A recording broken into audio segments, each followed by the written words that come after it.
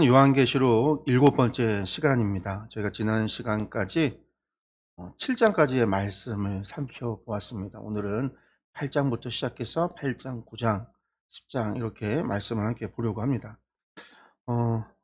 저희들이 지금 보고 있는 저희들이 이제 지난주까지 8장 1절까지 그러니까 7장까지의 말씀이었어요. 이제 그 말씀이 지난주에 저희가 6장과 7장의 일곱인 심판에 관한 내용을 봤었거든요. 그리고 일곱인 심판, 여섯 번째인 심판 이후에 있어졌던 이제 설명, 해설 부분인 그 이제 7장에 대한 부분들 저희가 이제 지난주까지 봤고 오늘 저희가 이제 일곱 나팔 심판에 대한 부분을 보려고 하는데 저희들은 이제 여기서 보여지듯이요. 저희가 일곱인 심판, 일곱 나팔 심판, 일곱 대접 심판이라고 하는 것이 전부 다 두 번째 환상에 해당하는 부분이다라고 말씀을 드렸고 이 두 번째 환상이 일곱 심판 시리즈에서 일곱인, 일곱 나팔, 일곱 대접 이렇게 있다 보니까 세 개의 심판이 차례대로 순서적으로 이렇게 진행이 되는 것 같다라고 우리가 생각할 수 있지만 그런 내용이 아니라 이 두 번째 환상은 전부 다 일곱 두루마리, 인봉된 일곱 개의 두루마리가 아니라 일곱 개의 봉인으로 봉인되어졌던 하나의 두루마리죠. 그 두루마리 안에 기록되어져 있는 환상이 두 번째 환상이라고 그랬어요. 그러니까 그 두 번째 기록되어져 있는 두루마리에 기록되어져 있는 인봉이 띄어지면서 거기에 나오는 이야기들, 그리고 이제 마지막 일곱 번째 인봉이 띄어졌을 때 해당하는 부분의 이야기가 나팔에 대한 이야기다. 그리고 나팔이 부러지고 나서 대접의 이야기, 이게 이제 다 두루마리에 기록되어져 있는 거라고 그랬죠. 그래서 여기 환상 시리즈를 볼 때는 두 번째 환상을 볼 때는 두루마리에 기록되어져 있는 것과 두루마리 밖에서 해설을 해주거나 상황을 설명해 주거나 하는 부연 설명이 되어지는 부분들을 우리가 구분해서 봐야 된다라고 말씀을 드렸어요. 그래서 이제 저희가 요런 이제 그림을 저희가 또 함께 봤죠. 일곱 개의 인봉이 되어져 있고 인봉이 띄어졌을 때마다 나오는 이야기들. 첫 번째 인봉에 흰 말탄자, 붉은 말탄자, 검은 말탄자, 청황색 말탄자. 그래서 말탄자에 대한 게 첫 번째부터 네 번째까지. 다섯 번째 인봉에 순교자의 기도가, 여섯 번째 모든 사람에 대한 심판에 대한 이야기들이 이렇게 나와 있고, 일곱 번째 인봉이 8장 1절에서 띄어졌다. 그렇게 이제 이야기하고 잠시 동안 침묵이 오는, 거기까지가 저희가 지난주에 봤었던 말씀이에요. 그러고 나면 일곱 인봉이 띄어지고 나서의 이야기가 뭐냐? 나팔. 이게 지금 이제 나팔이거든요. 그림이 일곱 개의 나팔이 일곱 개. 그러니까 나팔 일곱 명의 나팔 천사들이 나팔수가 나와서 나팔을 하나, 둘, 셋 이렇게 나팔을 불어 나가는 거예요. 그 나팔을 불어 나갈 때 일들이 일곱 번째에 이제 기록이 되어져 있다라고 그랬어요. 그런데 여기서 우리가 중요한 게 있어요. 그래서 여기 보시면 인봉이 일곱 개가 떼어지고 일곱 번째 보면 이제 나팔이 일곱 번이 부러지고 그래서 일곱 번째 나팔이 마지막 나팔이 부러지면 대접이 쏟아져요. 일곱 대접 심판이 일곱 개의 대접 심판이 쏟아져요. 그래서 우리가 이것을 갖다가 일곱 인봉, 일곱 나팔 그리고 일곱 대접이라고 해서 세 개의 심판 시리즈라고 이야기를 했는데 이것들이 가지고 있는 의미가 조금 있습니다. 우리 이것을 읽어보면 아까도 얘기했듯이 오해할 수 있는 게 마치 1단계 일곱인 심판, 2단계 조금 더 강화돼서 두 번째 나팔 심판, 세 번째 대접 심판, 4분의 1 심판, 3분의 1 심판, 그 다음에 뭐예요? 1대1 심판. 우리가 이제 그렇게 이제 단계별로 순차적으로 이루어지는 것으로 생각할 수 있는데 그게 아니라고 그랬잖아요.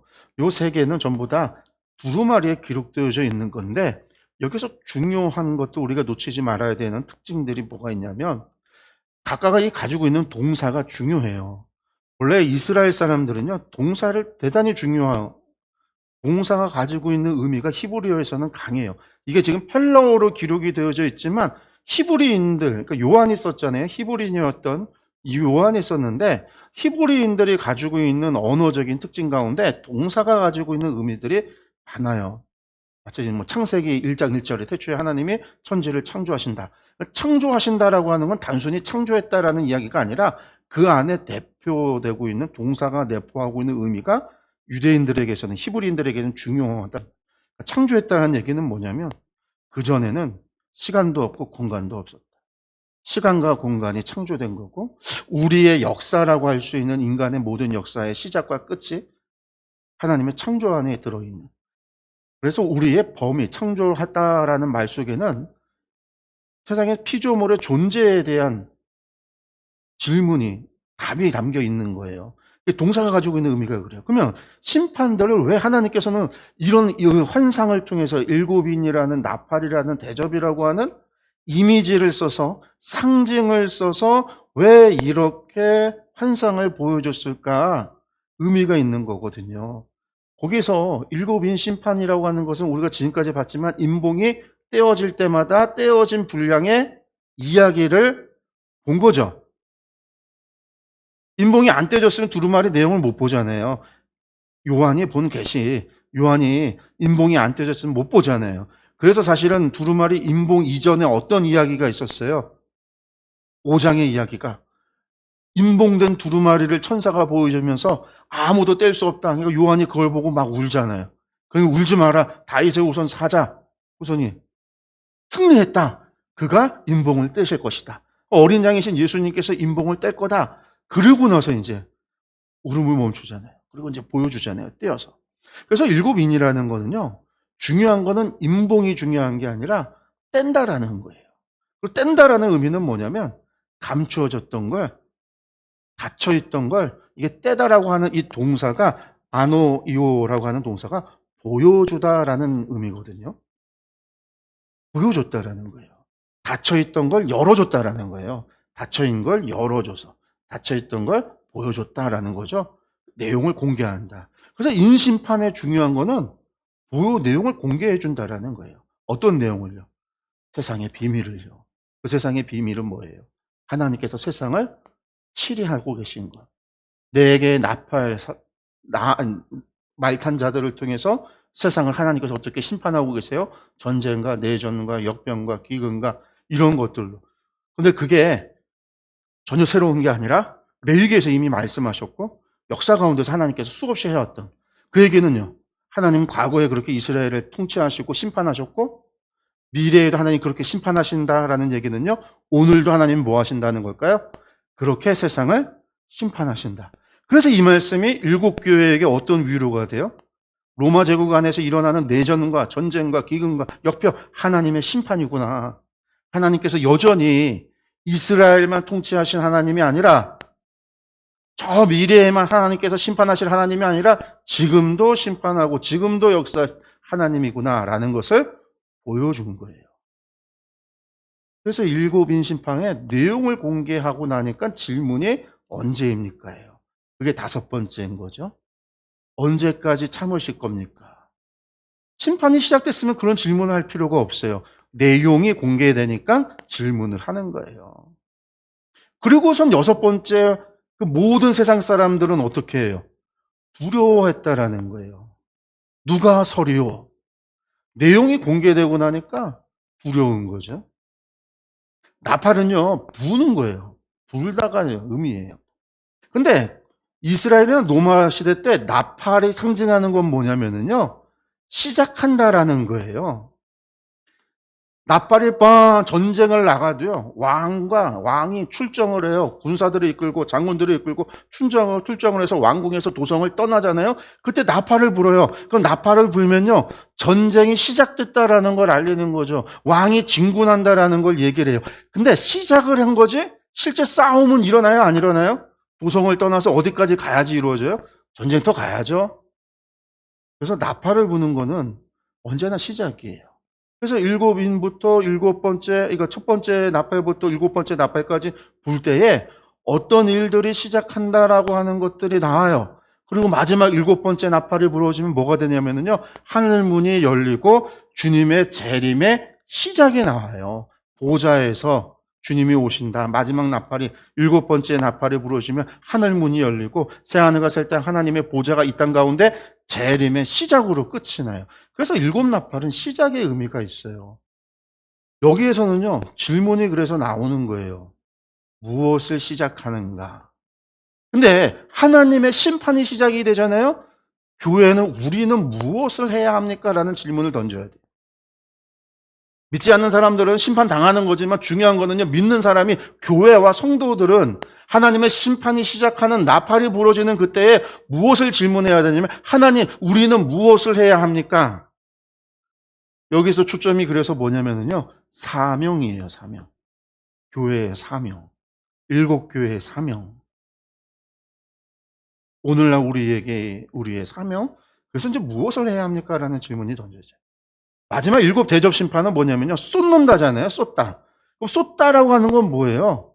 대접을 쏟았다라는 것은요, 대접이 쏟으면 다시금 어떻게 해요? 물을 주워 담을 수 없죠. 시작이 된 거예요. 시작이 된 게 아니라 실행이 된 거예요. 심판이 시작이 돼서 끝날 때까지. 쏟다라는 의미가 갖고 있는 거는요, 모든 것이 이루어졌다라는 거예요. 그래서 이제 일곱 대접 심판은요, 심판이 마지막 심판. 그런데 시작을 해서 완성이 되는 게 대접이에요. 그래서 일곱 나팔하고 일곱 대접은요, 병행을 해요. 똑같은 얘기를 반복을 해요. 심판의 모습이 똑같아요. 일곱 인하고는 달라요. 첫 번째부터 네 번째까지가, 일곱 나팔을 첫 번째부터 네 번째까지 땅과 바다와 물과 하늘. 일곱 대접, 땅과 바다와 물과 하늘. 똑같아요. 시작된 게 대접에서 완성된다라는 거죠. 이때의 질문은요, 누가 이 심판을 피할 수 있는가? 누가 심판을 방하는가? 누가 벌을 받고 누가 구원을 받는가? 라고 하는 거예요. 그래서 우리가 던져야 되는 질문이, 중요한 질문이 언제까지 무엇을 누구입니까? 그런데 요한계시록이요, 이것들을 설명을 해줘요. 두루마리는 여기까지 이야기가 나와 있어요. 두루마리가 이거에 대한 이야기가 있어요. 두루마리는 공개하고 나팔 심판으로 해서 어떤 일들이 시작되는지를 이야기하고, 대접을 통해서 어떤 일이 완성됐는지를, 나팔에서 이야기된 게 어떻게 완성됐는지를 보여주는 게 두루마리의 내용이라고 그랬잖아요. 그 내용을 설명해 주는 것, 두루마리 바깥에서 설명해 주는 부분들이 언제입니까? 그렇죠? 언제입니까? 14만 4천 명 수가 차기까지. 언제입니까? 무엇을 해야 됩니까? 두 증인의 사역. 누가, 교회가 해야 되는 일이 무엇이냐? 누구입니까? 과거, 현재, 미래를 통해서 이야기하는 악의 근원들, 누가 심판을 받는가? 이 악의 근원들, 누가 어린 양의 혼인잔치에 참여하는가? 그리스도의 증언으로 말미암아 그 말씀으로 못 배워 죽임당한 자들. 그래서 이것들은 설명이에요. 그래서 계시록의 내용 가운데 앞에 이 세 가지는 두루마리에 대한 내용, 뒤에 이 세 가지, 언제입니까? 무엇을 해야 합니까? 누구입니까는 두루마리 바깥에서의 설명 부분. 이게 계시록 두 번째 환상에 담겨 있는 내용들이라는 거예요. 우리가 이제 지난주까지는 일곱 번째 심판에 대한 이야기를 했죠. 오늘은 이제 나팔 심판이다라는 거예요. 8장 2절에서 11장까지가 일곱 나팔 심판에 대한 겁니다. 그럼 이제 우리가 기억을 해야 돼요. 아, 나팔 부는구나. 부는 행위를 통해서 시작이 되는 걸 이야기하고 있구나. 시작을 얘기하고 있구나. 그 시작 속에서 교회의 질문이 바로 그거예요. 이 이야기를 듣고 이 환상을 보는 우리의 질문은, 우리는 어떻게 해야 되는가? 세상 사람이 어떻게 해야 되는가? 하나님의 일이 시작될 때 그거에 대한 관심, 우리가 무엇을 해야 되는가가 중요한 거예요. 내가 무엇을 해야 되는가? 이게 나팔 심판에서 우리에게 전해주고 있는 거다. 나팔 심판을 보시면 이것도 또 재밌어요. 이게 앞에 일곱 심판하고요, 나팔 심판의 구조가 똑같아요. 보시면요, 8장 2절에서 11장 19절까지인데 6단락으로 되어져 있습니다. 앞에서 일곱 인도 이렇게 6단락이었거든요. 처음에는 서론이 있어요. 나팔 심판을 준비하는 거. 일곱 인 심판에도 준비해서 인봉에 대한 이야기, 5장에 대한 이야기가 있었죠. 그 다음에 이제 첫째에서 넷째 나팔 심판, 첫째에서 넷째 인봉 심판처럼 이 네 가지는 서로 연결이 되어져 있어요. 8장 7절에서 12절까지. 그리고 이제 다섯 번째와 여섯 번째 심판은 독립된 이야기. 인봉도 다섯 번째 순교자에게도 여섯 번째 모든 계층의 사람들에 대한 심판에 대한 이야기, 독립되어 있듯이 독립되어져 있어요. 이 독립되어져 있는 이야기가 재미있게 첫째와 둘째와 셋째화라고 하는 표현으로 표현이 돼요. 그래서 이제 이게 다섯째가 첫째화고 여섯째 심판이 둘째화라는 거예요. 그 다음에 여섯째 심판 다음에 우리 인봉에서도 여섯째 심판 다음에 막간이라는 이야기가 있어요. 내용이 들어간 거, 이제 들어가서 해설이 들어간 부분이 있었죠. 여기서도 이제 해설이 들어갔어요. 그 서의 해설은 뭐다? 우리는 무엇을 해야 합니까? 사명에 대한 이야기. 이게 10장에서 11장 14절까지예요. 그리고 나서 이제 마지막 7번째 나팔로 끝이 나요. 11장까지가. 그래서 여기서 우리가 보면은요, 이 첫 번째와 다섯 번째, 요 두 가지가 두루마리 밖의 환상이다. 두루마리 바깥에서 보여지고 있는 설명이다라는 거예요.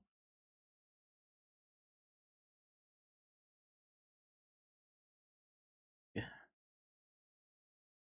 그럼 처음부터 한번 보겠습니다. 나팔 심판 서러운 준비 8장 2절에서 6절 말씀 보시면 8장부터 저희가 한 절 한 절 다 보아요. 일곱 인을 떼실 때에 일곱 번째 인을 떼는 거예요. 그러니까 두루마리에서 일곱 번째 인을 떼어져서 이제 뒤에 일곱 인봉 떼어진 뒷이야기를 지금부터 한다라는 얘기죠. 인을 떼실 때에 하늘이 반시쯤 고요하더니 내가 봄에 카에이돈 내가 봄에 이 이야기가 나왔다는 거는 계속해서 장면이 바뀌는 거예요.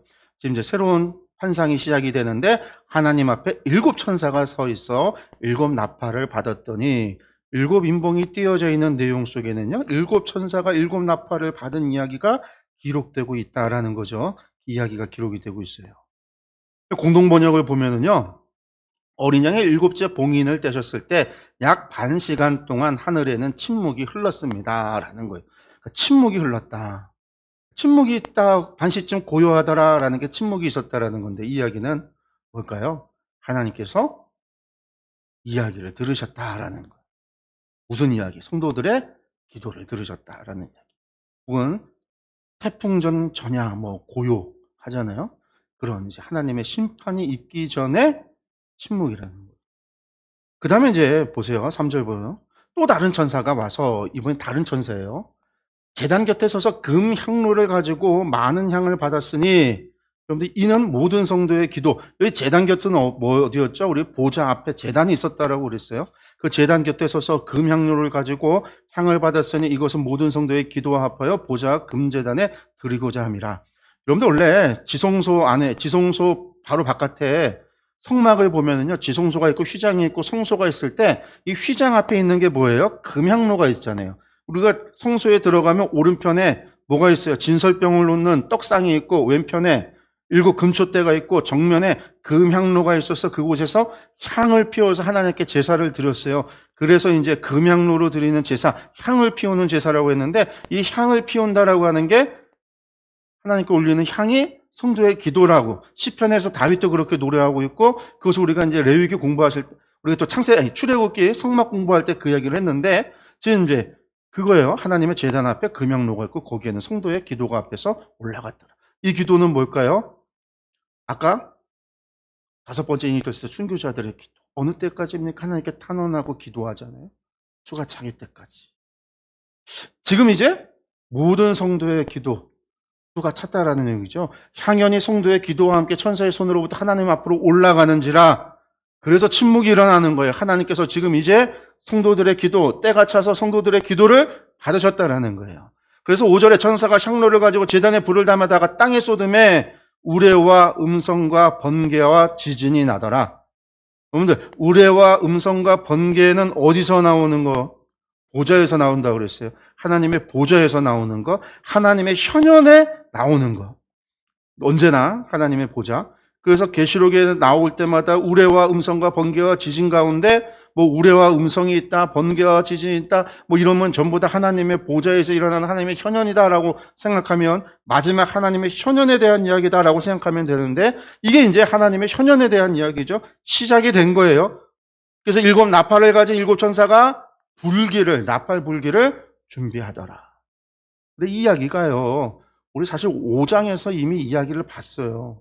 5장 이야기. 5장 5절 7절에서 8절.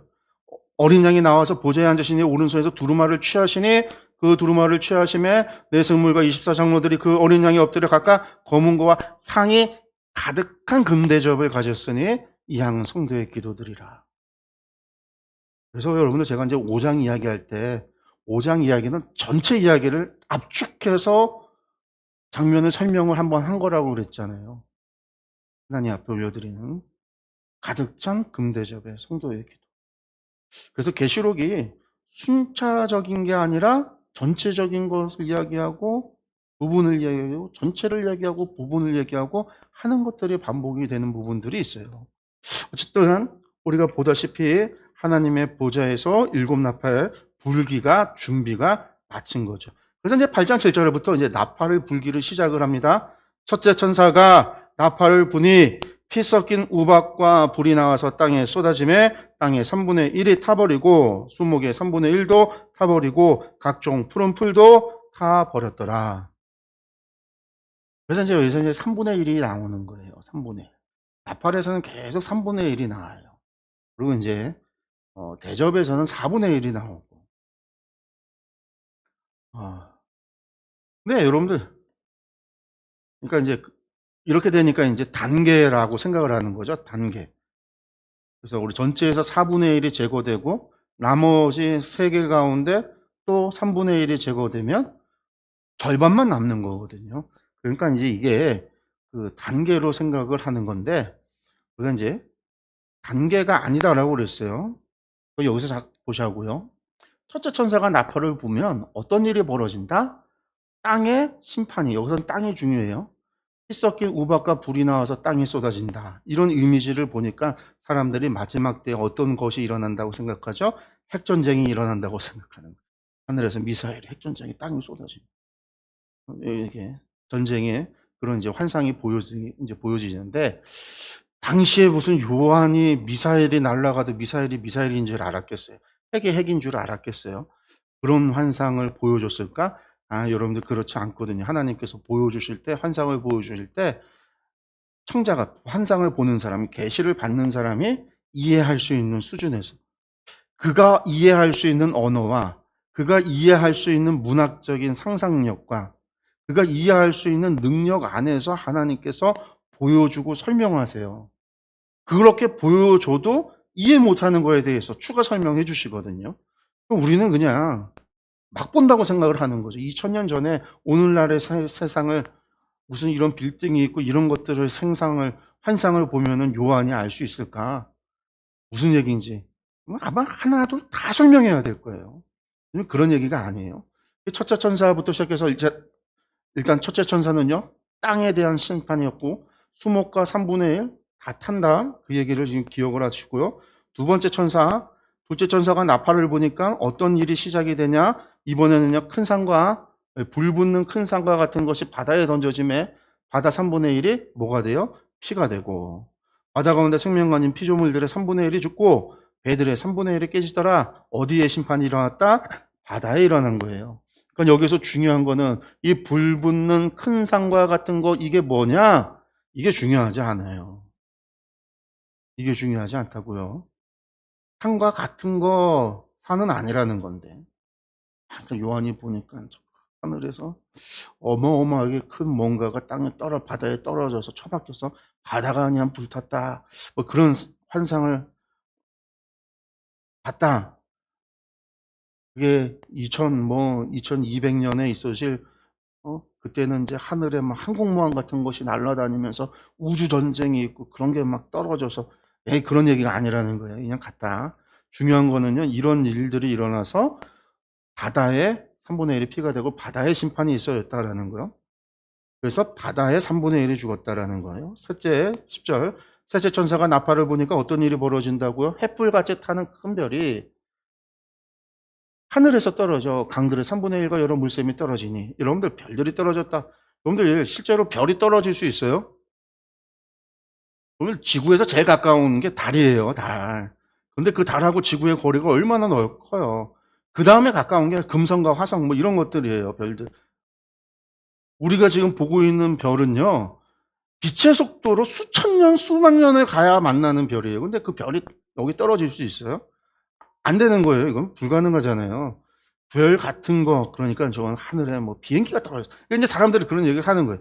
이건 또 이건 별이 비행기가 아니고 당시의 별이 해가 떨어지고 별이 떨어진다. 이거는 왕들을 얘기하는 거고 뭐 별과 같이 빛나는 영웅들, 어떤 귀족들 이런 사람들을 이야기한다. 이제 그렇게 이야기하는 사람들도 있는데 그런 게 아니에요. 그런 것 같은 것들이 떨어지는데 그거는 요한이 볼 때 그렇게 보이는 거고, 중요해서 보여지는 것은 하늘에 떨어져서 하늘의 심판이 있다라는 거예요. 이 별의 이름이 쓴쑥이라. 여러분들 별의 이름은 쓴쑥이라. 물의 3분의 1이 쓴쑥이 되매 물이 쓴물이 됨으로 많은 사람이 죽더라. 중요한 건요, 물이 쓴물이 됐다. 그래서 죽었더라. 마시지 못할 목이 되고 동물이 된 거예요. 물이. 그래서 그 물을 마시는 사람들이 죽어나가는 땅에서 먹을 수 있는 민물인 거죠. 사람이 마실 수 있는 물, 강물, 당시에는 강물이고 샘물이고 물샘이란 말이에요. 이런 것들이 여기 그래서 이제 물샘에 떨어졌다 그러죠. 강들에 떨어지고 물샘에 떨어지고 마실 수 있는 물들 가운데 3분의 1이 마실 수 없는 오염수가 돼서 어떻게 됐다? 많은 사람들이 죽었다. 넷째 천사가 또 봅니다. 나팔을 불어요. 3분의 1, 해 3분의 1과 달 3분의 1과 별들의 3분의 1이 타격을 받아 그 3분의 1이 어두워지니 낮 3분의 1은 비추임이 없고 밤도 그러하더라.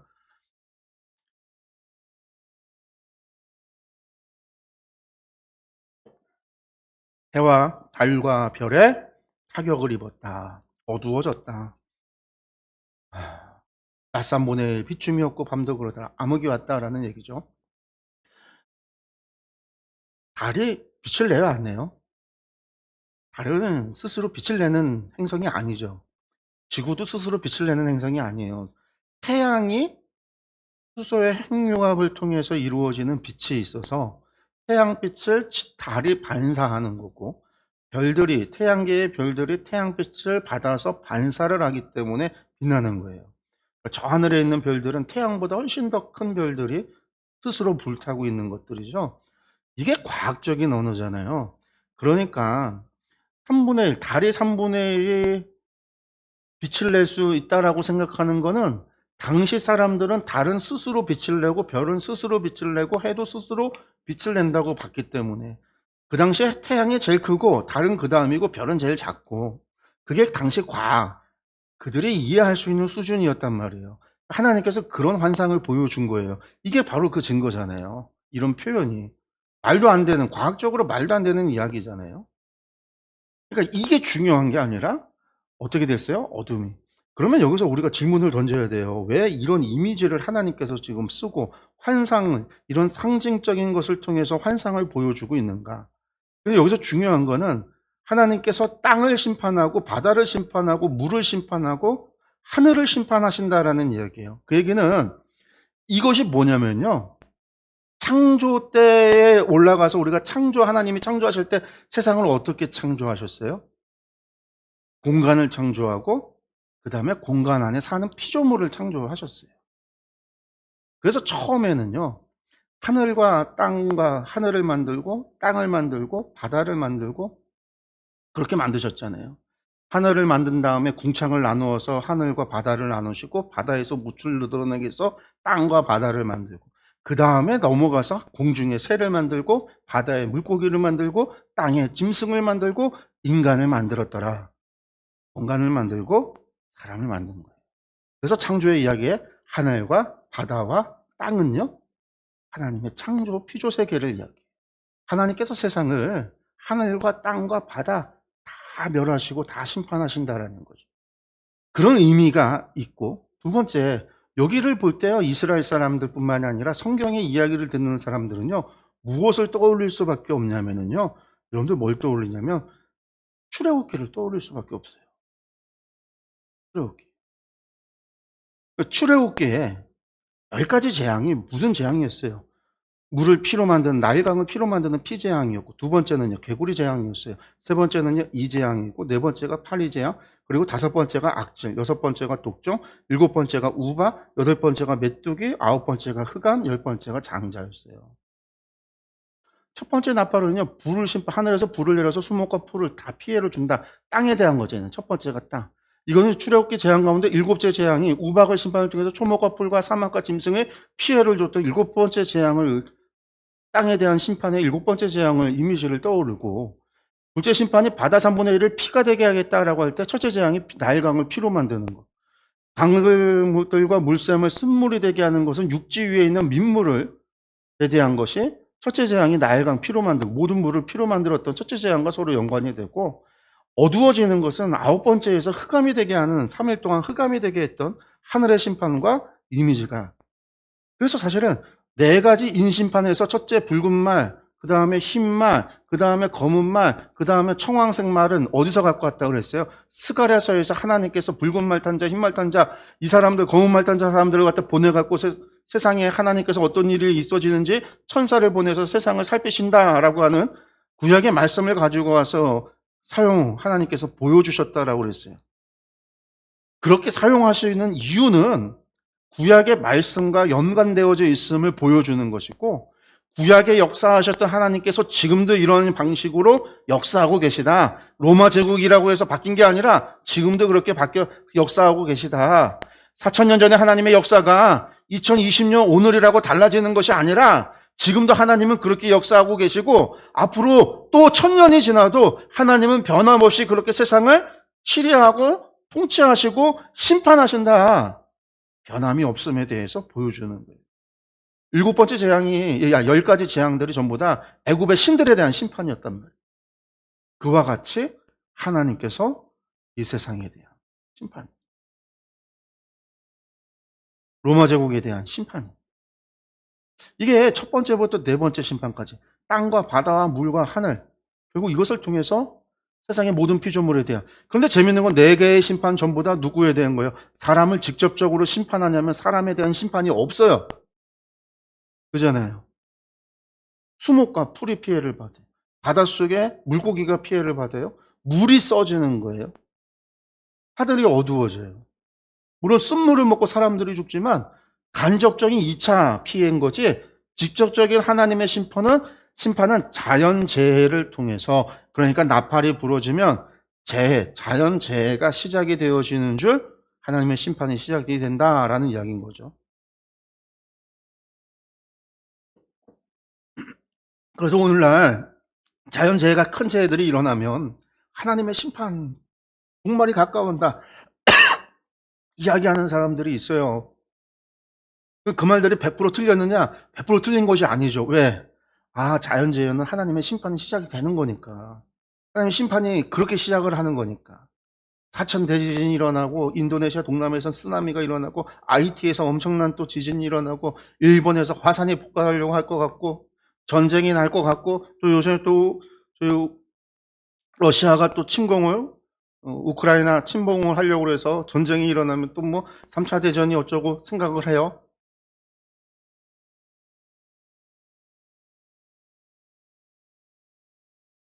하나님의 심판이 충분히 일어날 수 있다고 생각이 들어요. 그러니까 외칠 수 있는 거죠. 이야기할 수 있어요. 혹시나도 그 얘기 듣고 회개하는 사람이 일어나고, 그냥 마지막 때에 회개를 해야지 막 그런 운동이 일어난다면 좋은 거예요. 좋은 영역. 근데 데살로니가 교회처럼 심판이 일어난다 하니까 산에 들어가서, 기도원에 들어가서 나 혼자 살겠다고 지금 막 주여 하면서 휴거를 기다리고 있으면 잘못되는 거예요. 그래서 두 번째 나팔 심판이 중요해요. 무엇을 할 거냐? 주님의 재림을 산에 들어가서 기다릴 거냐? 기도원에 들어가 기다릴 거냐? 골방에 들어가서 기도할 거냐? 기다릴 거냐? 아니면 광장으로 나갈 거냐?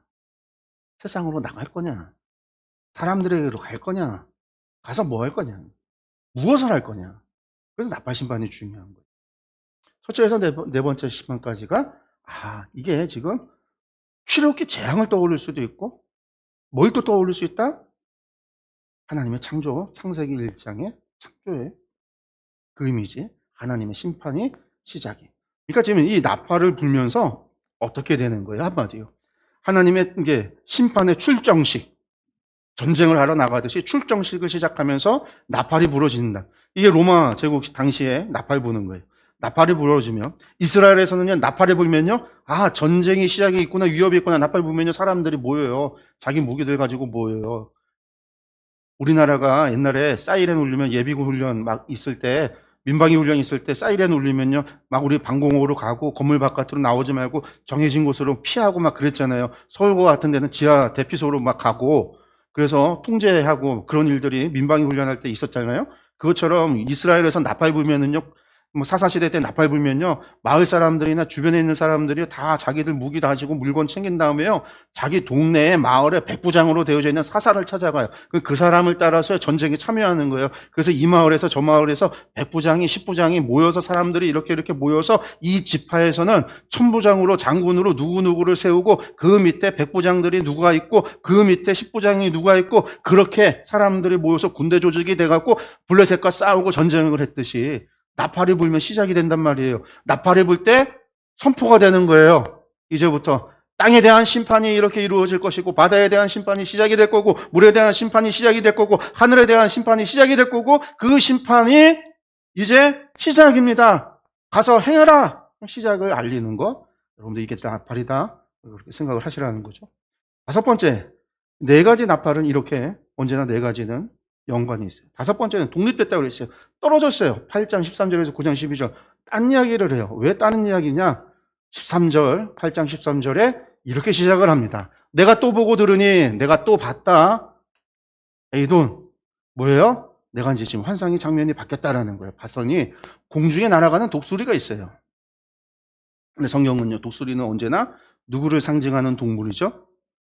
하나님을 상징하는, 구약에선. 그래서 독수리 날개치며 올라간 것 같이 하나님께서 이스라엘을 애굽에서 강한 손과 편팔로 그들을 구원하여 인도해내시고 그들을 품으사. 독수리는 언제나 하나님을 상징해요. 그러니까 하나님을 상징하는데 하나님은 아니에요. 그러니까 이거는 하나님의 사자. 천사의 모습이 영적이기 때문에 변할 수 있어요. 보일 수 있어요. 하나님의 사자, 하나님의 천사야. 우리가 그렇게 생각하시면 돼요. 또 다른 어쨌든 독수리의 모습으로 선포합니다. 뭐라고요? 큰 소리로 이르되 땅에 사는 자들에게 화가 있으리니. 여기 정말 중요한 포인트가 있어요. 뭐가? 화가 있대요. 화. 세 번의 화가 있대요. 근데 있으리니 시작이 됐어요? 안 됐어요? 아직 시작 안 한 거예요. 화 세 개가 남았는데 시작은 안 하고 있는 거예요. 나팔은 시작이라고 그랬죠. 이는 새 천사들이 불어야 할 나팔이, 불었다는 거예요? 안 불었다는 거예요? 아직 안 불었어요. 부르면 시작되는 거예요. 그래서 나팔이 시작이잖아요.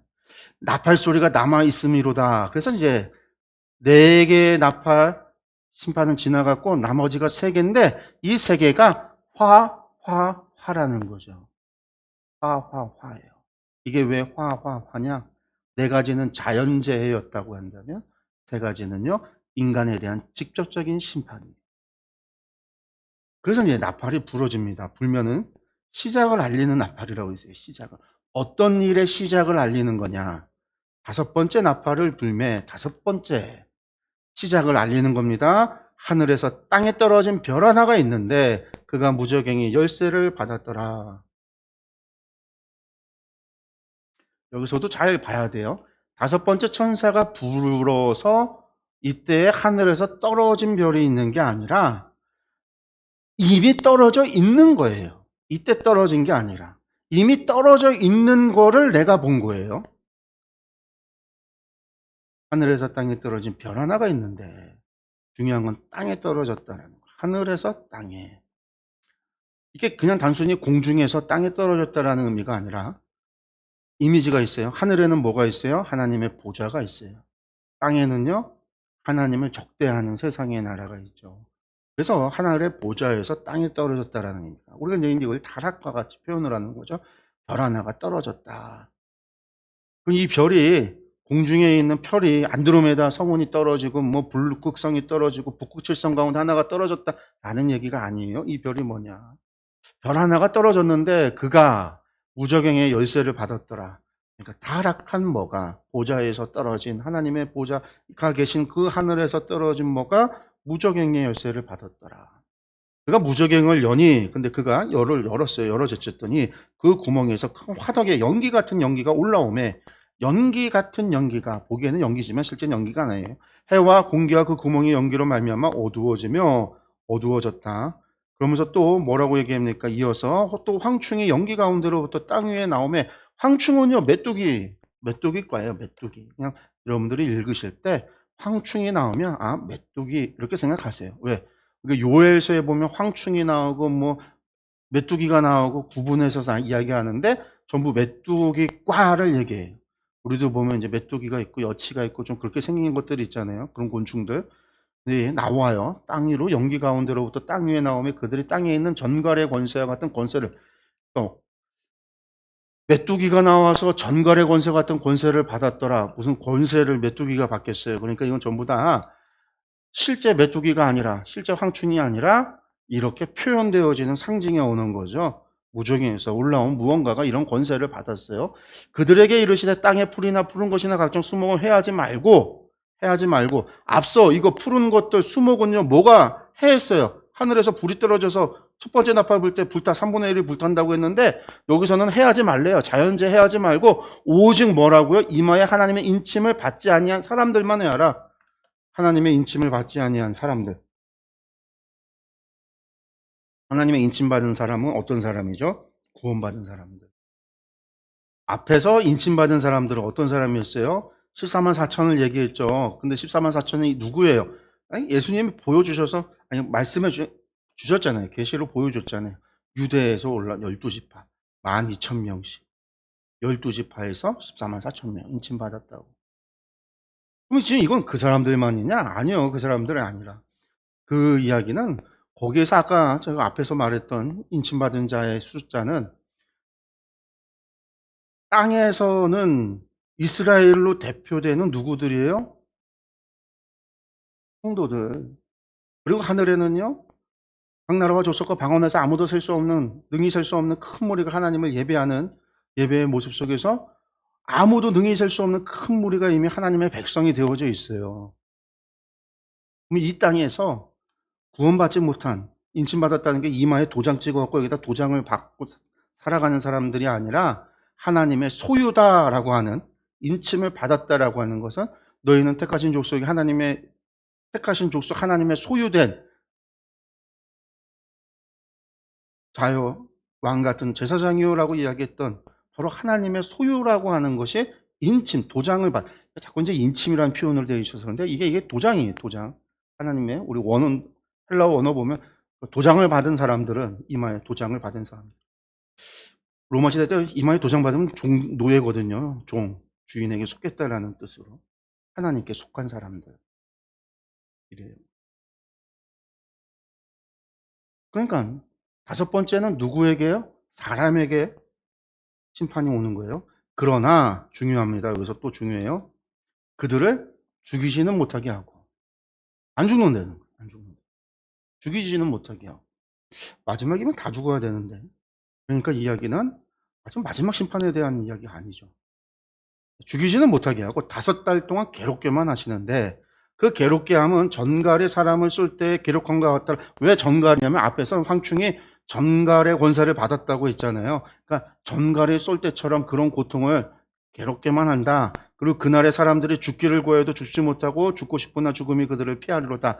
여러분들 여기 고통당한다, 괴로움을 당한다, 5달 동안 괴롭게만 하게 하신다. 그리고 그날에 그들이 죽기를 구해도 죽지 못하고 충분한 괴로움을 얻게 될 거다라는 이야기죠.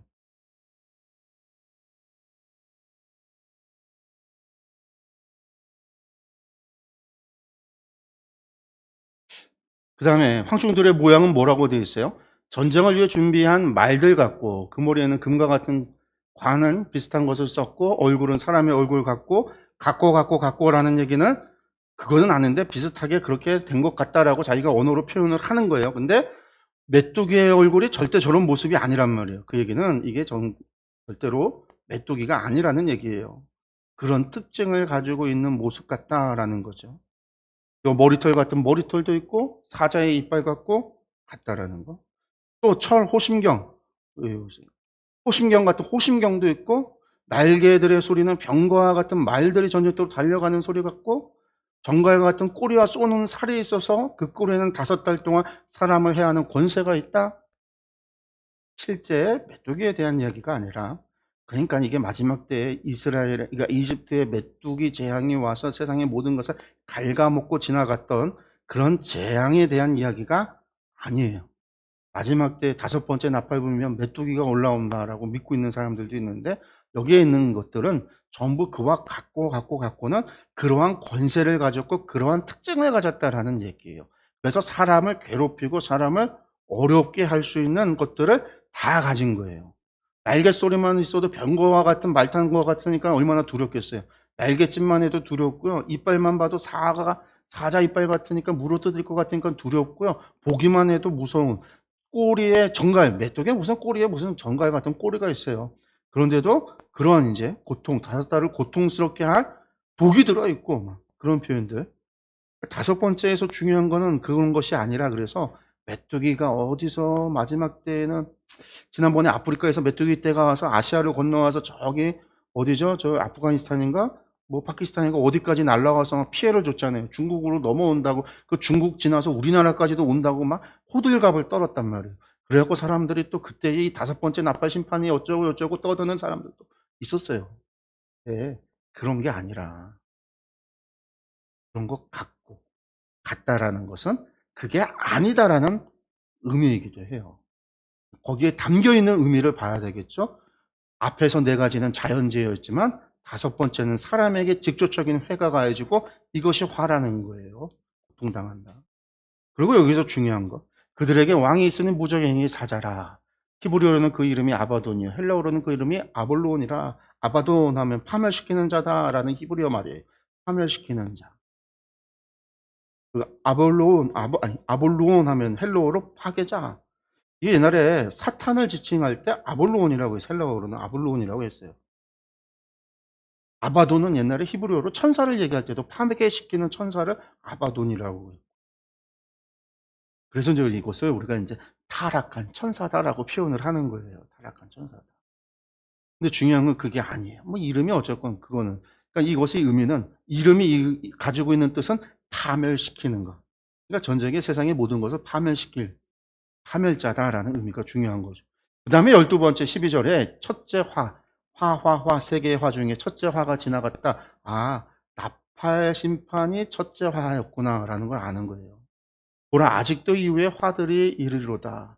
왜 이제 여섯 번째 나팔도 불어야 되고 일곱 번째 나팔도 불어야죠.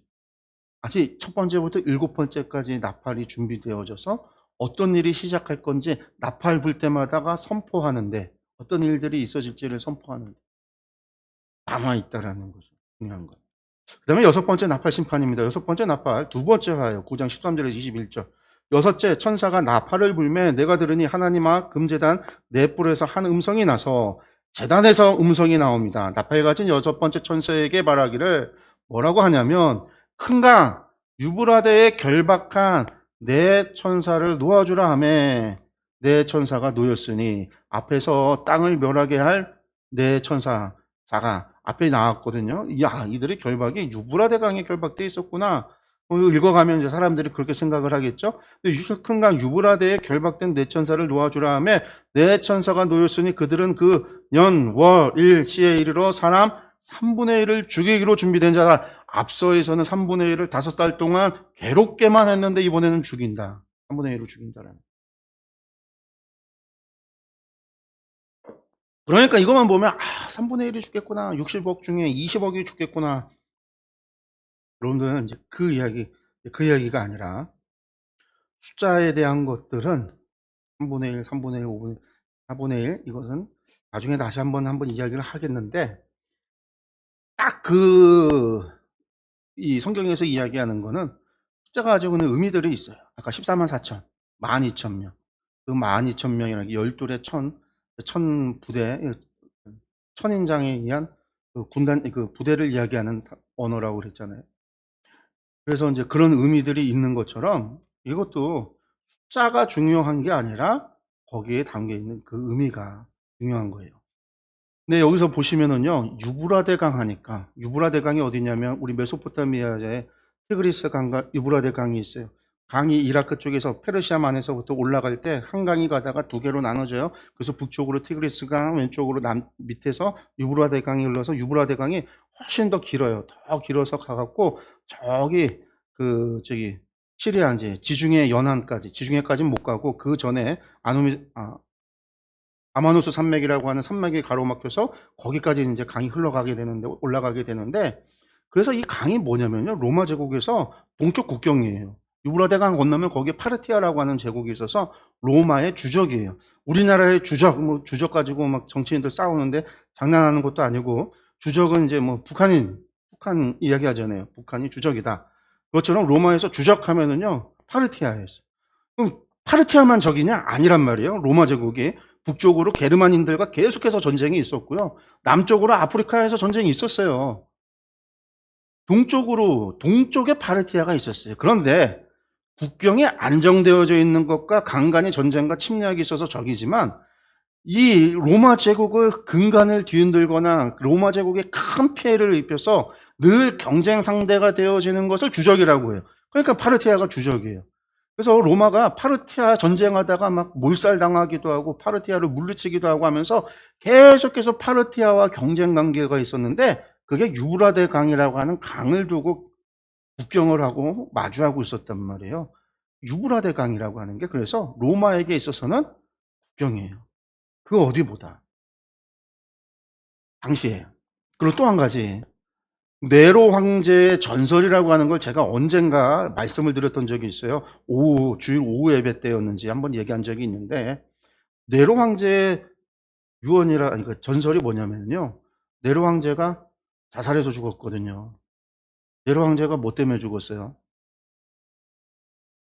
로마 제국 불태워 로마 도시 화재 불내 갖고서 화재 일으킨 다음에 그러고서는 그거 이제 기독교인이 했다고 해서 기독교인들 막 죽이고 그러다가 결국은 반란이 일어나고 자살하고 밑에서 이제 다른 사람들이 오토 갈바 비델리우스가 왕을 1년 동안 그렇게 오토 갈바 비델리우스 3명이 돌아가면서 그다음에 결국은 네 번째 이제 그 우리가 말하는 플라비우스 왕조로 바뀌게 되어지는데 그 일들이 일어날 때 네로가 그러고서는 원로원에 의해서 무슨 죄를 받아요? 기록 말살형. 로마 제국에서 최고형이라고 하는 게 기록 말살형에서 모든 정보기관, 모든 도서관, 모든 기록에서 그 사람의 이름을 지워버리도록 존재하지 않은 것처럼 지워버리도록 그게 기록 말살형이에요. 네로를 기록을 지워버렸어요. 근데 사람들은요, 네로가 죽었다고 생각을 하질 않아요. 자살하지 않았다, 도망갔다. 그리고 그 네로가 언젠가 다시 돌아와서 자신을 내몰았던 사람들 다 몰아내고 플라비우스의 왕조 몰아내고 다시 네로가 로마를 차지할 거다라고 사람들이 생각을 한 거예요. 그 네로가 어디로 도망갔냐? 유프라데 강을 건너서 파르티아로 도망갔다는 거예요. 그래서 언젠가 파르티아에서 군대를 이끌고 로마를 침공해서 로마를 멸망시킬 거다. 이게 네로의 전설이에요. 네로의 전설. 네로는 율리우스 왕조의 마지막이에요. 율리우스 왕조는 누구냐면 카이사르, 시저, 카이사르 우리가 이제 카이사르가 초대 황제는 아니지만 카이사르가 죽고 그의 양자였던 옥타비아누스가 이제 아우구스투스 초대 황제가 돼서 이 왕조를 이었을 때 이들이 율리우스 왕조거든요. 왜? 카이사르의 성이 율리우스였기 때문에 율리우스 왕조였어요. 그게 이제 아우구스투스부터 시작해서 네로까지였어요. 네로가 마지막. 그 다음에 이제 오토 갈바 비델리우스 이후에 플라비우스 왕조가 시작돼서 우리가 말하는 도미티아누스 황제가 살해당해서 죽고 난 다음에 이제 넘어가게 되는 거예요. 바뀌어지게 돼요. 왕조가 이제 바뀐 건데 네로는요 율리우스 카이사르 로마 제국의 황제의 시작을 했던 이 율리우스 왕조의 마지막 핏줄이기도 하고 자살했는데 사람들이 시체를 못 봤다는 거죠. 그래서 이제 네로의 전설이 있어요. 요한계시록에는 이 네로의 전설과 관련된 이야기들이 몇 가지가 나와요. 그 이야기를 모티브로 해서 그 네로의 이름을 히브리어로 음역을 해서 그러니까 히브리어 알파벳으로 네로 황제의 이름을 히브리어 알파벳으로 기록을 해서 그 알파벳을 가져다가 게마트리아화하면 알파벳을 숫자로 바꾸면 666이 되는 거예요. 그래서 이제 666이 짐승의 표가 네로 황제의 이름이다라고 하는 거죠. 그런 얘기까지 나오는데 뒤에 가서 좀 나중에 좀 이야기하겠는데 이 유브라데 강에서 뭐가 천사들을 내어준다 하니까 사람들이 네 천사가 결국은 유브라데 강이니까 저 중동의 화약고다라는 게 여기서 나온 얘기예요. 중동의 화약고. 제3차 세계대전이 어디서 일어나는가? 중동에서 시작이 될 거다. 그럼 이 네 천사가 누구냐? 중동의 4명의 지도자들, 이란의 지도자, 저 이라크의 지도자, 시리아의 지도자, 미국에서 악의 축으로 이제 이야기하는 그 나라들, 그리고 이제 한 나라는 뭐 모르겠어요. 어디인지. 어쨌든 이제 미국의 적이라고 얘기하는 이란, 이라크, 시리아, 레바논이 들어가는지, 뭐, 딴 애가 들어가는지 정확하게, 이건 맨날 바뀌는데, 대부분 이제 이라크, 이란, 뭐, 시리아, 이 정도를 얘기를 하거든요. 그 나라들이 중동의 화약고가 돼서 전쟁이 나서 3차 세계대전이 일어나서 세상이 멸망할 거다라는 이야기가 왜 나오냐? 유브라 대강에서 결박된 내천사 놓아준다니까 내천사가 그 얘기를 하는 거예요. 지금도 전쟁, 뭐, 위기 상황이 오면은 맨날 중동에서 전쟁이 이라크였다가 이란이었다가 시리아였다가 그러니까 거기 잘 보면은요 미국 친미 정권이 들어가 있는 나라에 대해서는 언급이 없어요. 사우디아라비아 언급이 없어요. 사우디아라비아 같은 나라는 뭐 나라가 힘이 전쟁에 대한 힘이 별로 없는 나라들은 언급도 안 해요. 요르단 뭐 이런 나라, 뭐 UAE 이런 나라들도 친미 그런 나라. 이집트도 사실은 친미 정권이었다가 이제 그 이집트 그 혁명이 일어나서 정권이 바뀌었잖아요. 보수 정권 들어오면서 바뀌고 났지만 어쨌든 그런 나라들에 대한 언급은 별로 없어요. 왜? 이게 단지 미국에서 여러분들이 듣는 이야기들이 이단들이 가져와서 하는 이야기도 마찬가지지만 그 사람들 이야기가 전부 다 미국에서 나오는 이야기들을 미국의 한인 목회자들이 어디서 미국 사람들 이야기하는 거 듣고선 떠든 거를 갖다가 거쳐 듣고 와서 우리나라에서 떠들기 때문에 마치 여러분들 막 유튜브 돌아다니는 영상 보고서 이야기하듯이 이단들도 마찬가지예요. 대부분 미국에서 들어오는 얘기예요. 미국에서 이집트 중동에서 미국에서 적대하는 나라들이 항상 거기에 꼽히는 거예요. 이게 여기서 나오는 얘기인데. 근데 여기서 큰강 유브라데에 결박했다고 해서 이게 진짜 그러면 큰강 유브라데를 얘기하는가?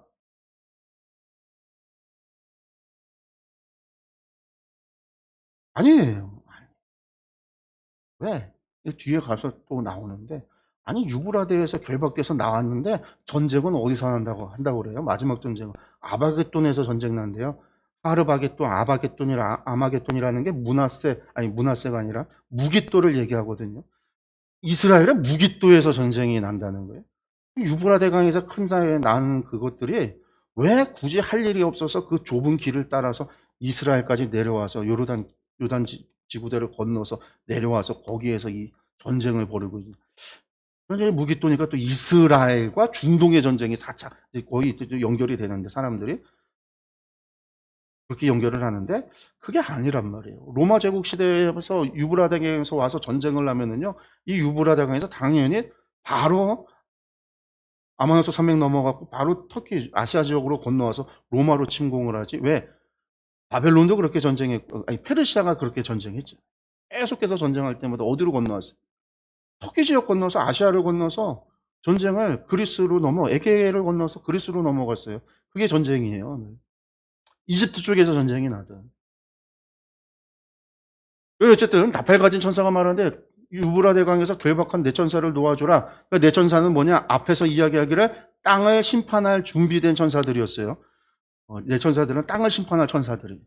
그래서 이제 멈춰 놨던 거죠. 여기서 결박한 내 천사를 놓아주라 하며 내 천사가 놓였으니 그들은 그 시에 3분의 1을, 그러니까 그러니까 심판이 시작이 된 거예요. 그때 어떤 심판이 되어지냐? 16절 보세요. 마병대의 수는 2만만이니, 여러분들 마병대라는 건 기마대를 이야기해요. 기마대. 기마대의 수가 2만만이다라는 거는요. 이건 우리말로 하면 2만만 이상한데 당시 헬라어로 2만만이라는 얘기는 2억이라는 얘기예요. 2만 곱하기 만이라는 수예요. 2만이 만 개 있다. 2만 대가 만 개 있다라는 의미예요. 사실 2만도 20 곱하기 1000이에요. 20 곱하기 1000. 말이 헬라어가. 그것이 만 개 있는 거예요. 그러니까 2만만이니까 2억이라는 거예요. 2억의 기병대.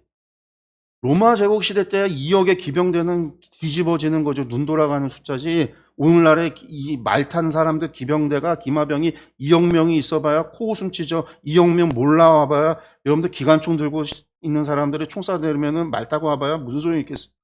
오늘날은 전차가 대포를 쏘고 하늘에서 미사일을 쏘고 비행기가 폭격을 하는 그런 시대에 말 탄 사람이 무슨 위협이 돼요. 말이 안 되죠. 지금 당시 로마 시대를 얘기하니까 그래요. 이 기병대가 2만만, 2억이라는 거예요. 사실 이것도 이제 2만이라는 숫자도 어마어마한 2억이라는 숫자도 어마어마한.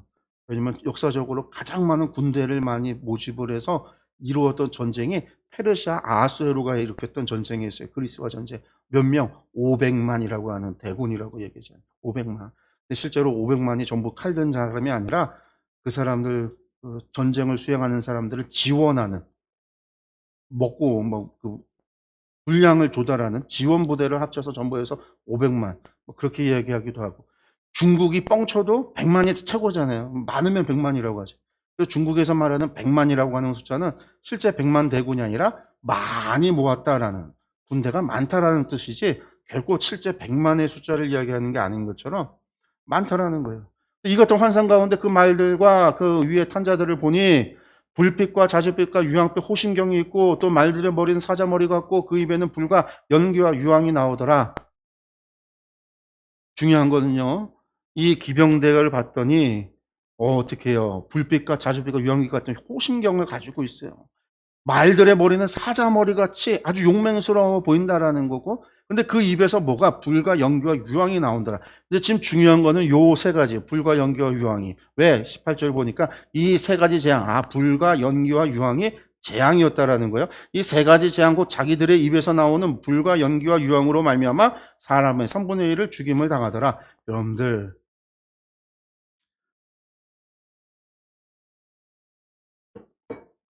고민을 하는 거죠. 야, 입에서 나오니까 이게 아마 탱크를 얘기하는가 보다.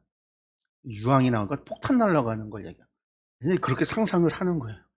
그게 아니, 탱크에서 포가 나오는 게 7교회 교인들하고 무슨 상관이 있어요? 뭐 상관없어요. 근데 불과 연기와 유황이 나와서 사람이 죽을까요? 이건 뭐 불 나고 전쟁이 나서 사람이 태워 죽이면 죽이는 거니까. 중요한 거는요, 왜 그게 입에서 나온다고 이야기하는가? 입에서 나오는 게 중요한 거예요. 성령의 검은요, 어디서 나와요? 전신갑주를 입으라 할 때 우리는 성령의 검을 가지고 있잖아요. 근데 예수님께서는 그 검이, 좌우의 날선 검이 어디서 나와요? 입에서 나와요. 왜 자꾸 입에서 나온다고 그럴까요? 귀신은요, 마귀 사탄은요, 예수님의 모습을 모방을 해요. 끊임없이 모방을 해요. 뒤에서도 이제 계속해서 모방하는 걸, 따라하는 것을 보여줘요. 근데 예수님의 입에서 날선 검이 나와서 하나님의 말씀은 우리의 영과 육과 혼을 쪼갠다라고 그랬잖아요. 하나님의 말씀, 주님의 말씀. 근데 여기서 말하는 건요, 불과 연기와 유황이 이게 폭탄이다, 이게 미사일이다, 이게 뭐 핵무기다, 이런 게 중요한 게 아니라 입에서, 그 입에서 나온다라고 하는 게 중요한 거예요. 여러분들, 입에서 뭐가 나온다고? 사람을 죽이는 게 나온다. 거짓이. 전쟁이 왜 일어나요? 이익 때문에 일어나죠. 남의 것을 빼앗고자, 다른 나라의 것을 빼앗고자. 중동의 전쟁이 자꾸 일어나는 건 중동에 석유가 많아서 일어나지, 중동에 석유가 없으면 전쟁 안 일어나요. 아프리카에서 석유가 안 나니까 아프리카에 전쟁이 안 일어나는 거예요. 자기들끼리 싸우는 거지. 미국이 아프리카에 군대 보내서 전쟁을 안 해요. 땅 차지하려고 안 해요. 근데 요즘 좀 아프리카에서 뭐가 나오니까, 니켈 같은 광물질이 나오니까, 광물질이 나오는 곳에 대해서 서방 국가들이 영향력을 행사하기 시작을 해요. 왜냐하면 이제 그것들이 중요한 시대로 반도체를 만들고 뭐 건전지, 전지를 만드는데 필요한 니켈과 같은 그런 중요한 광물질이 나오니까. 북한에 석유가 나왔으면 벌써요, 우리나라 쪽도 전쟁 많이 났을 거예요. 중국도, 러시아도, 일본도, 미국도 차지하려고. 석유가 안 나니까 감사한 거죠. 전쟁이 안 나는 게. 전쟁하면 돈 쏟아야 되는데 그거 이상의 이익이 있어야지 하는 건데, 우리 자꾸 이것을 그렇게 보는 게 아니에요. 사람의 거짓말, 전쟁도 사람의 입에서, 전쟁에 거짓말에서, 싸움이 입에서, 거짓을 통해서, 진리와 거짓이 싸움. 우리의 싸움이 우리의 육신의 싸움이 아니라, 혈과 육의 싸움이 아니라 영적인 싸움이라고 하는 게 진리의 싸움인 거거든요. 진리는 결국은 입에서 나오는 거예요.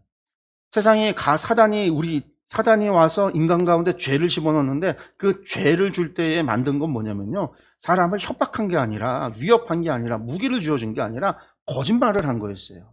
하나님이 속인 것이 있다. 선악을 알게 하는 과일을 먹으면 하나님과 같이 될 것인데 하나님이 너희에게 그것을 속였다라고 하는 거짓말. 그래서 우리가 사단을 뭐라고 해요? 거짓의 아비라고 그러잖아요. 거짓은 어디서 나와요? 입에서 나오는 거예요. 거짓으로 만들어진 견고한 성이라는 게, 여러분들, 견고한 진이라고 하는 게 다른 게 아니에요. 거짓에 물들어갔고요. 이단의 거짓에 물들어지면요. 그 머릿속에 견고한 세계관이, 견고한 진이 만들어지면 아무리 이야기를 해도요, 들어가지가 않아요, 귓구멍에.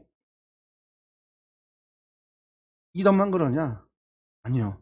이데올로기에 빠진 사람들 그래요. 세상을 갖다가 이데올로기로만 보는 사람은요, 이데올로기가 견고한 진이 돼요. 여러분들, 그 이데올로기라고 하는 게 도대체 지구 역사 가운데, 인류의 역사 가운데 얼마나 됐어요? 채 200년도 안 된 거예요. 근데 마치 그것이 진리냐? 목숨을 걸어. 세상에 목숨 걸 게 그렇게 없는지. 이데올로기가. 종교가, 사상이, 여러분들, 그게 견고한 진이에요. 거짓이 만들어져. 견고한 진이라는 게. 그 견고한 진하고의 싸움이 얼마나 힘들어요. 근데 복음을 전할 때 힘든 거는요, 그 사람들이 복음을 안 받아들이는 게 힘들잖아요. 그리고 안 받아들이는 이유가 뭐예요? 그 사람들이 귀신에 쓰여서 안 받아들이는 게 아니에요. 하나님 없다. 세상이 말하는 과학과 역사와 세상의 진리, 세상에서 얻어진 가치관과 세상에서 얻은 세계관이 그들의 견고한 진이 돼서 하나님을 부정하게 하는, 신을 부정하게 만드는, 창조주를 부정하게 만드는 거예요. 여러분들, 그게 견고한 진이에요. 거지. 그래서 우리의 싸움은 혈과 육의 싸움이 아니라 영적인 전쟁이 마치 축사에서 귀신 쫓아내는 싸움이 아니에요. 진리와 거짓의 싸움이에요. 그래서 우리에게 주어진 무기가 말씀밖에 없는 거예요. 하나님의 말씀. 성령의 곧 하나님의 말씀이라. 주님께서 이 땅을 심판하거나 이 땅에서 악과 싸울 때 가지고 계신 무기가 입에서 나오는 알성검이에요. 하나님의 말씀이라는 거예요. 입에서 나온 것이 3분의 1을 죽인다라는 거예요. 여기서 이 말들의 힘은 입과 꼬리에 있으니, 입의 힘이 어디서 나온다고요? 입과 꼬리에 있다는 거예요. 입에서 말씀이 있는 거예요. 꼬리에도 있다. 꼬리는요, 뱀 같고, 또 꼬리에 머리가 있어. 이곳을 해.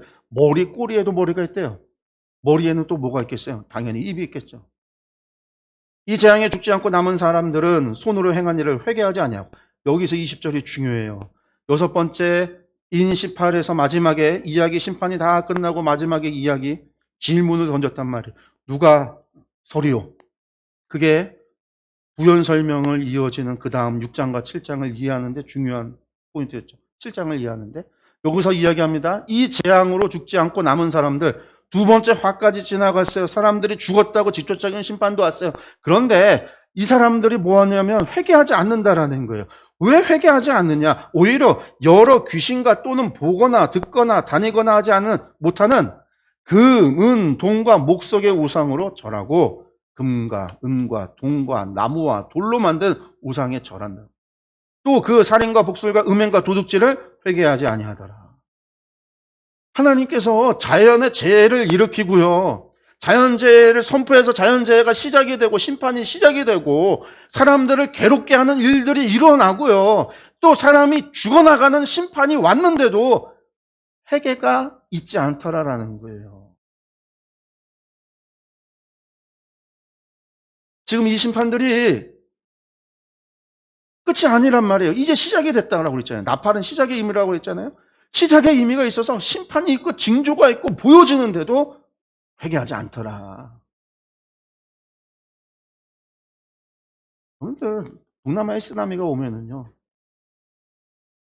하천에서 대지진이 일어나면 와, 우리나라에는 안 일어나서 참 다행이다.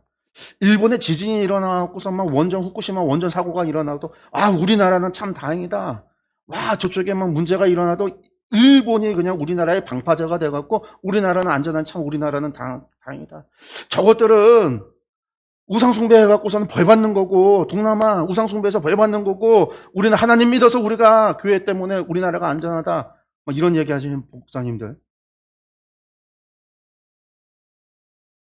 그 사람들이 또 그런 목사님들을 향해서 고통당하고 인류가 고통당하는데, 우리의 이웃이 고통당하는데 거기에다 대고 그런 얘기를 한다고 해서 니들이 죄 때문에 벌 받는 거고 죽는 거다라고 그런 설교를 하는 목사들이라고 해서 또 목사들을 비평하잖아요.